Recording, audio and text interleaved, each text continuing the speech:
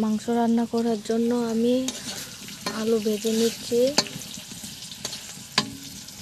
আমার আলু ভাজা হয়ে গেছে, নামিয়ে নিলাম আলু ভাজা।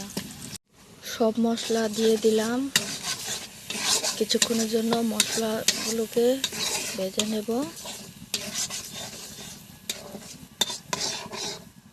মশলা ভাজা হয়ে গেছে, এবার চিকেনটা দিয়ে দেব।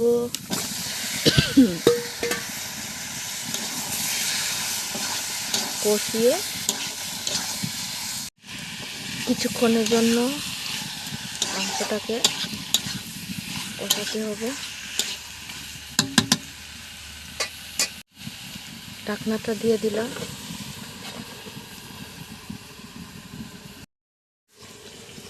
চিকেনটা আমার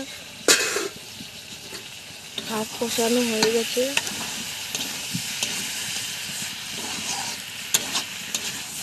এবার এটার মধ্যে পেঁয়াজ আর একটা রসুন দিয়ে দিলাম। আবার এটাকে কিছুক্ষণের জন্য কষাবো। চিকেনটা কষানো হয়ে গেছে। তোমরা কারা কারা আমার মতো চিকেনের মধ্যে আস্তা রসুন আস্তা পেঁয়াজ দিয়ে খাও, কমেন্ট করে জানাবে। ঠিক আছে, চিকেনটা কষানো হয়ে গেছে। এবার এটার মধ্যে জল দিয়ে দিলাম।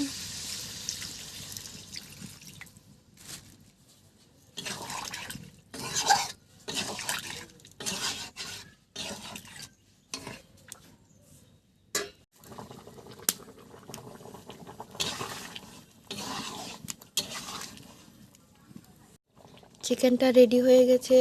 এবার এটার মধ্যে ধনেপাতা দিয়ে দিলাম।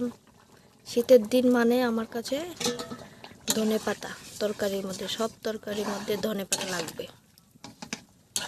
ধনেপাতা হয়ে গেছে রেডি আমার চিকেন।